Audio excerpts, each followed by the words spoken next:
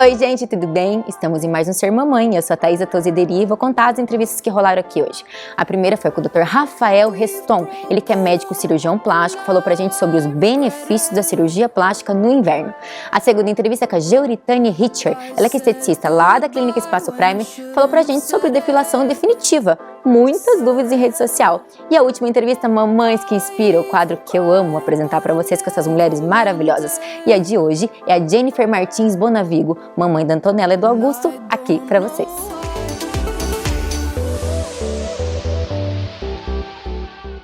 Benefícios da cirurgia plástica no inverno. E eu trouxe o Dr. Rafael para conversar com a gente. Tudo bom, doutor? Tudo bem, Thaisa? Prazer ter aqui. Um prazer é meu, né, receber esse convite e poder falar um pouquinho a respeito do assunto cirurgia plástica, principalmente nos meses mais frios, né, como o inverno. Até um questionamento que eu ia levantar, é muito comum as pessoas quererem operar nessa época do ano? Então, a realização de procedimentos cirúrgicos, né, no inverno, com certeza é um período mais procurado, né, de acordo com a Sociedade Brasileira, aí, nós temos um aumento de 50% na procura pelos procedimentos no inverno, né, ou nos meses mais gelados, outono e inverno. Mas a gente sempre lembra que procedimento cirúrgico pode ser realizado em qualquer época do ano, né? Mas com certeza existe um aumento sim na procura desses procedimentos, principalmente procedimentos de cirurgia plástica, procedimentos estéticos no inverno. São meses bastante procurados por parte tanto de mulheres como homens. Até eu ia perguntar, existe algum procedimento que eles mais fazem nesse período? Então, não modifica muito do que é o geral, né? O geral, geralmente, as cirurgias mamárias, né? Cirurgias de mama, inclusão de prótese e de lipoaspiração são os procedimentos mais procurados, né? No geral, no consultório. Lógico, nos meses do inverno, alguns procedimentos da área facial são bastante procurados também, como facelifting, blefaroplastia, rinoplastia, mas não modifica o padrão de procura, né? As cirurgias mamárias, inclusão de prótese e lipoaspiração são os carros-chefe da cirurgia plástica, né? A nível mundial. Então isso não modifica muito, mas a procura em si aumenta em 50%, que nem eu falei anteriormente, em 50% no consultório, né? Para consultas, né, nesses meses de inverno, meses mais gelados. E tem benefícios a pessoa fazer uma cirurgia plástica no inverno? Então, eu sempre falo para as pacientes, a questão do pós-operatório, de cuidados e tal, não difere, não modifica. A gente tem que ter um cuidado normal. Mas com certeza, os meses mais gelados, mais frios, tem alguns benefícios, né, que agregam no pós-operatório. A gente pode citar inúmeros, né? Por exemplo, inicialmente, a procura por esses meses mais gelados antecedem o verão.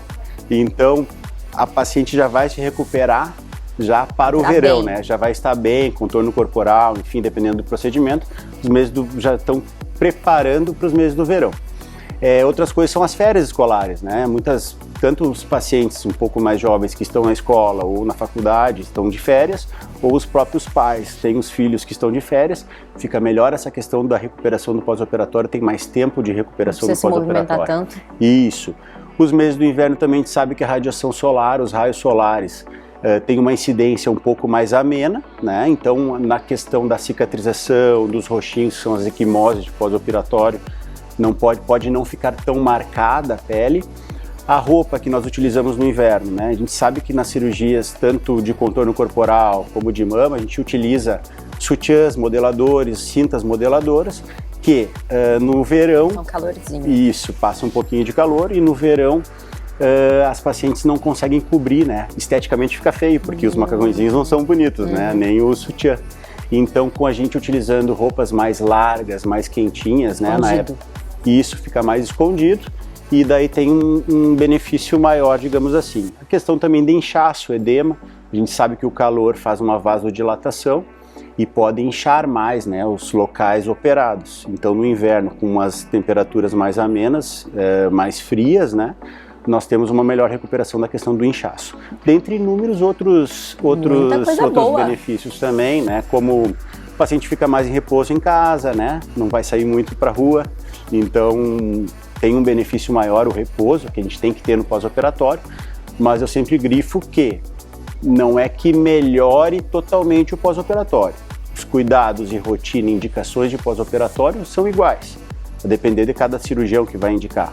Mas a questão do pós-operatório ser bem feito, tanto no verão como no inverno, tem que ser, as indicações do cirurgião devem ser preconizadas pelos pacientes também. O questionamento maior que levantaram aqui foi a questão da cicatrização. Mas se eu operar no inverno, a cicatrização vai ser melhor do que no verão? Digamos assim, a cicatrização ela tem fases de cicatrização, né? Isso não modifica, né? Então a gente tem algumas fases da cicatrização, não vai modificar. O que melhora na questão do inverno e dos meses mais gelados, com certeza, é a questão de marcar essa cicatriz. Por exemplo, no verão eu vou ter mais radiação solar, mais raios solares que podem marcar, podem manchar, digamos assim, essa cicatriz, os roxinhos de pós-operatório, as equimoses de pós-operatório. E no inverno, como a radiação solar é um pouco menor, o clima é mais ameno, né, esses raios solares são mais amenos, eles agem menos na cicatriz. Mas a questão da cicatrização, né, de cronologia da cicatrização não modifica. O que vai modificar é se vai marcar um pouco mais ou menos. Lógico, com todos os cuidados que o paciente vai tomar, mas com certeza no inverno a gente tem menos radiação solar, menos probabilidade de desenvolver alguma mancha na cicatriz ou... O pessoal não quer ir pra piscina, não quer ir pra praia. Com certeza, né? Lógico, tem alguns cuidados que as pacientes têm que tomar, ou os pacientes têm que tomar no pós-operatório. Quanto à cicatrização, não vai sair da cirurgia e já vai tomar sol, correto? Mas dentro dessas indicações de pós-operatório, uso de protetor solar, a gente usa alguns gel, fita de silicone, gel de silicone para a própria cicatriz, que isso aí não vai modificar, mas a questão da exposição solar, radiação solar nos meses de inverno é menor, então por isso de repente mancha menos essa cicatriz do que no verão. Mas a deixa seria, né? Então assim, cuidado sempre.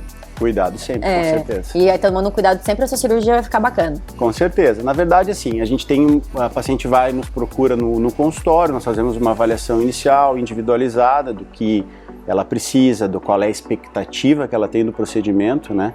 E a gente faz a correta indicação do procedimento que vai ficar melhor para ela, digamos assim.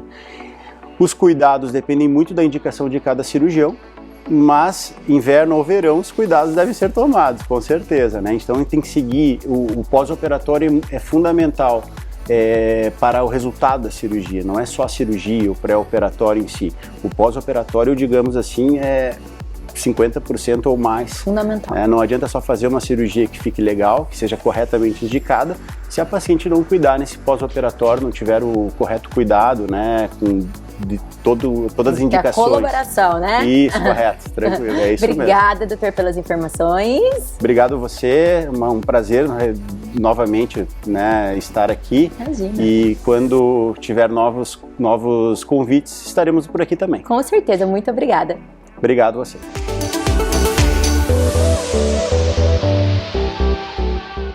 Depilação definitiva. Que mulher que já não fez? Quem tá com medo de encarar? E eu trouxe a Geu pra conversar com a gente. Tudo bom, Geu? Tudo bem, Thaisa? Prazer te ter aqui comigo de novo. O prazer é meu. Muito obrigada pelo convite. Imagina, falando em depilação definitiva, eu falei que ali foi o maior questionamento das redes sociais, foi a depilação definitiva, né? O que é? Vamos falar primeiro, então. A depilação definitiva, então, nada mais é do que a depilação a laser, né? Que muitos conhecem. Que vai eliminar de 80% a 90% dos pelos através do calor.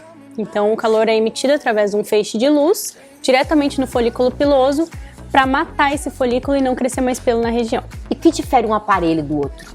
Existem diversos tipos de laser, né? Hoje em dia no mercado existem laser de diodo, alexandrite, Vectus, soprano-ice, que é o que a gente utiliza.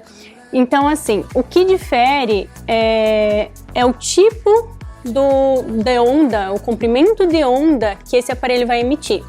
Por exemplo, o soprano-ice, ele emite 3 comprimentos de onda, então ele vai atingir 3 estruturas do folículo piloso, sendo um resultado mais rápido, né, mais eficaz. E a questão da dor, muda também de um aparelho para outro? Muda. Alguns aparelhos, eles não têm a ponteira refrigerada, e aí é o que causa, como o pelo ele é morto pelo calor, quando você emite o comprimento de onda, ele vai queimar a pele, então você vai sentir dor. Agora, né, com as tecnologias, por exemplo, o soprano-ice é uma das tecnologias mais avançadas do mercado, a ponteira vem refrigerada a menos 3 graus. Isso traz mais conforto para o paciente. É a pergunta ali que já fizeram um monte também, que eu pude responder, porque eu já sou, né, eu faço o soprano, então eu sabia. Mulheres bronzeadas. Pode fazer. Justamente por ter essa tecnologia, a gente consegue, então, calcular a potência, colocar a fluência, que seria a cor da pele. Eu consigo fazer, inclusive, em peles negras.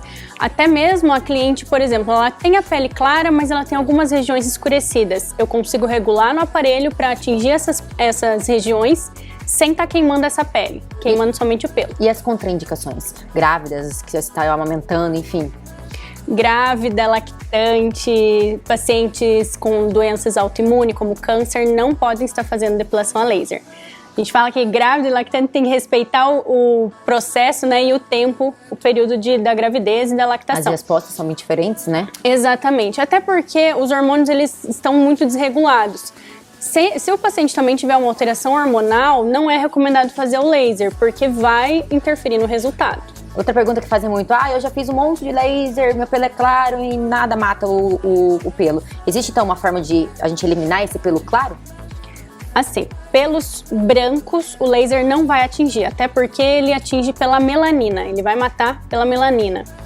Pelos claros, voltados mais em castanho claro ali, ou pelos ruivos, a gente consegue trabalhar com algumas tecnologias novas. Por exemplo, o Soprano ele tem um laser, que ele é emitido um modo dele, que é justamente para pelos finos e mais claros. Claro que a potência ela vai ser maior, o procedimento vai ser um pouco mais demorado, porque a gente precisa mandar uma energia maior para esse folículo, né? É um pouquinho mais doído, né? Um pouco mais dolorido também. Eu sou desse time, tá, gente? Então, assim, eu já experimentei, mas também não muda tanto, mas eu já tô afirmando vocês para vocês saberem. E também tem a possibilidade de pode estar usando anestésico, né? Não tem por que sentir dor. Você pode passar um anestésico, tem, né? Então não... Aliar, né? Tá, fiz o laser. Quais os cuidados? Eu posso tomar sol? O que eu não posso fazer? Não pode. 48 horas depois do laser, a gente pede para evitar o sol, justamente para não haver manchas, não ter problema ali naquela região, porque ela fica sensível, a gente está atingindo a derme ali, então ela vai ficar um pouco sensível. Não utilizar antitranspirante, principalmente o aerosol, quando fizer o laser na axila, nas primeiras 24 horas ali. Depois pode usar tomar sol normal, com protetor, lógico, né? Na região, principalmente buço, quem faz a região do buço, usar bastante protetor solar. Mas depois você pode tomar sol, até porque a gente consegue regular no aparelho para fazer na pele bronzeada, né? E aquela questão que eu pergunto também, é definitiva, mas não é definitiva, porque nasce o pelinho. Você já me contou essa historinha, mas conta pra elas. Então, assim, o processo do laser, ele vai matar o folículo ali, ele vai eliminar de 80% a 90%. Não existe laser que elimine 100% do pelo para sempre, tá?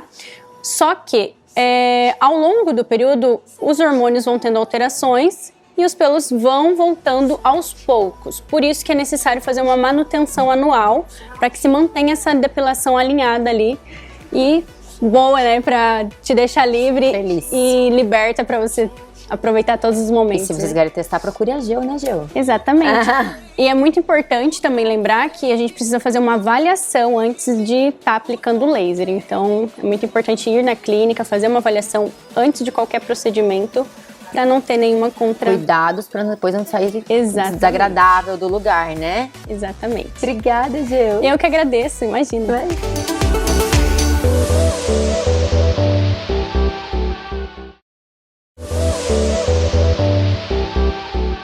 Mamães que inspiram, e vocês sabem que eu adoro, né, trazer essas mamães que inspiram muito aqui. Hoje eu tô trazendo uma que ela inspira de várias maneiras, no cuidado com os filhos, na vida dela, na questão dos partos, que ela engajou horrores nas redes sociais, contando uma realidade linda que todo mundo amou acompanhar. E eu tô aqui com a Jennifer. Tudo bom, querida? Tudo bem, tudo certo. Prazer te ter aqui. O prazer é meu, uma honra muito grande, ainda mais num quadro assim, né? Fiquei muito honrada. É bom inspirar na maternidade, né? Eu acho que sim.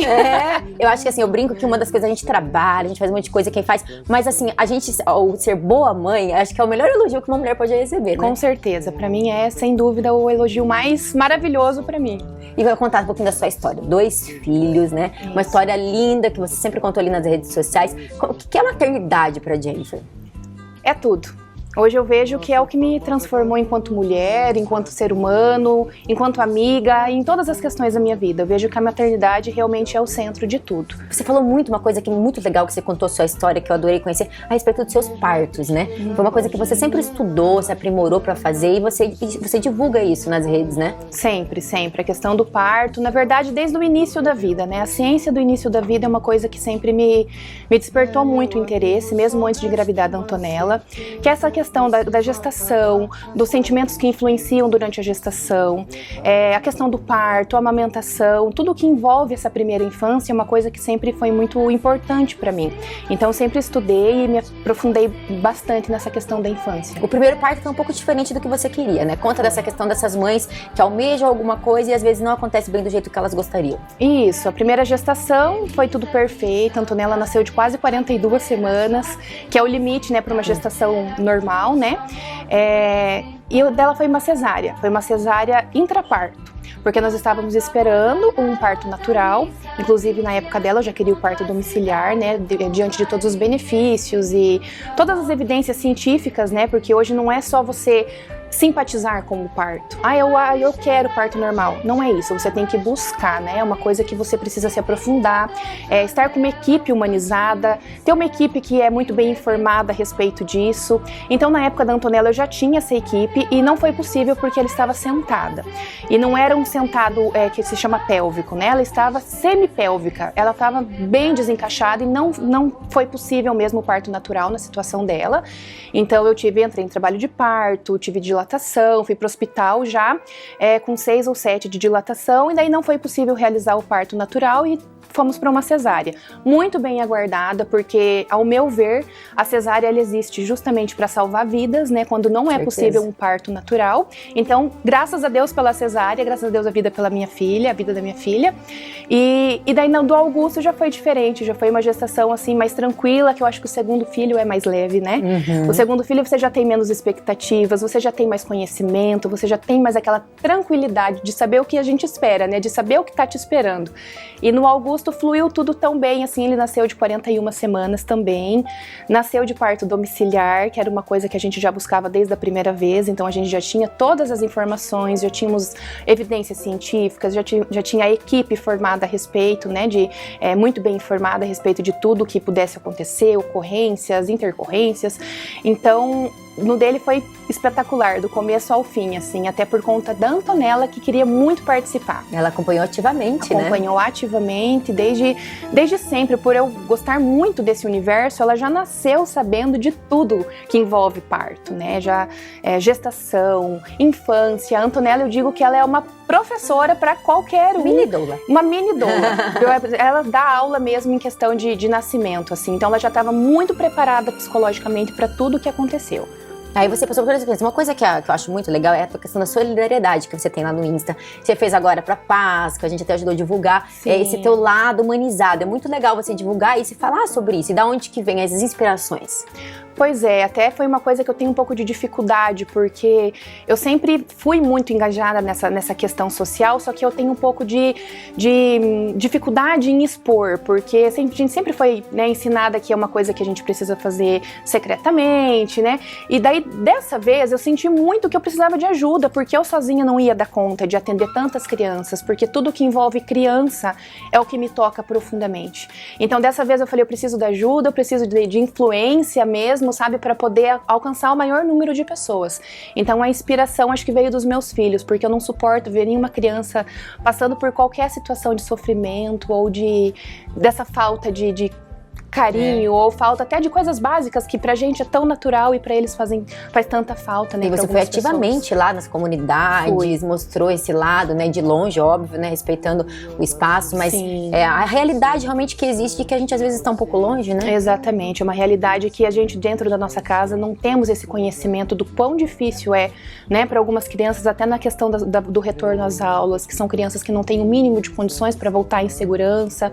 Então é tudo isso que a gente só consegue acompanhar se a gente for até lá e se eu conseguir mostrar. Então, como o meu Instagram, ele é, igual eu te falei, ele é fechado, ele é para poucas pessoas, mas eu consigo mostrar para essas pessoas essa realidade e é por isso que eu busquei ir atrás e apresentar mesmo esse outro lado, né, da nossa sociedade. E veio o caminho, ela é modelo, sempre linda, antes da maternidade, agora durante a maternidade uma super mãe, mas tem projetos futuros agora para mulher, né? Com certeza. Acho que a gente não pode deixar de lado, né, essa nossa questão de mulher e esposa, né?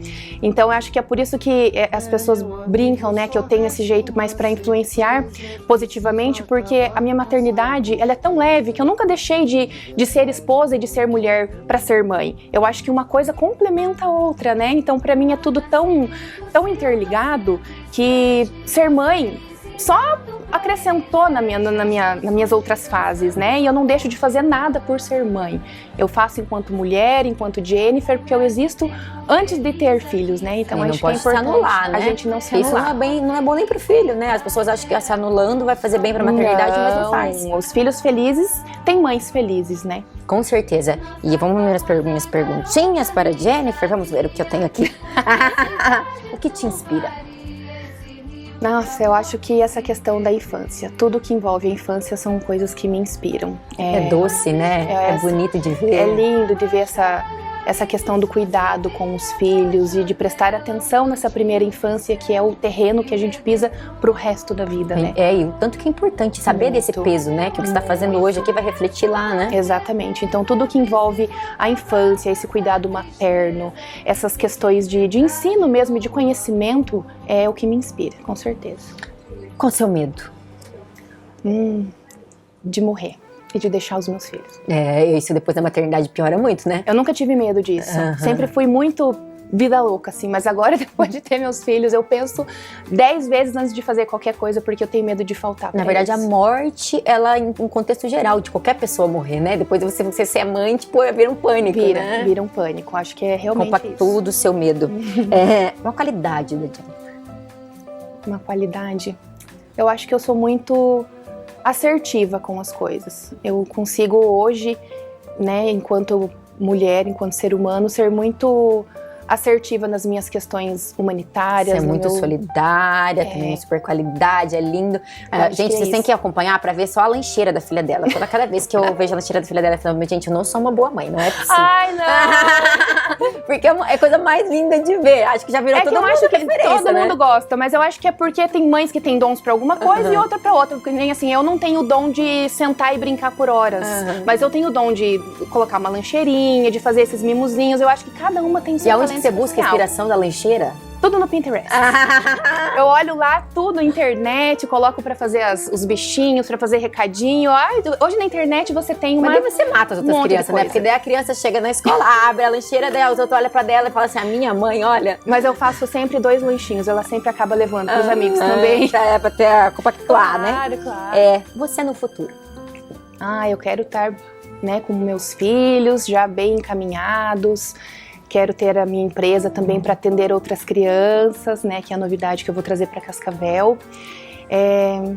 Casada. Ai, gente, eu só me imagino casada, feliz. Mãe, viajando, feliz. Acho que é tem coisa melhor? Especial para mim, com certeza. Não tem. Não tem. É a realização, né? Com certeza. Jennifer, querida, muito obrigada por estar aqui, muito obrigada por inspirar, por estar ali ajudando, engajando a gente, porque a gente ajuda também, com né? Com certeza, levando ajuda. A gente junto no seu universo. É um enorme prazer ter aqui você como minha mamãe que inspira. Imagina, eu que agradeço o convite, fico muito feliz e que continue, né, essa busca por uma infância mais respeitosa e que eu consiga contribuir para isso, né, para essa felicidade das nossas crianças. Com certeza contribui. Obrigada. Obrigada.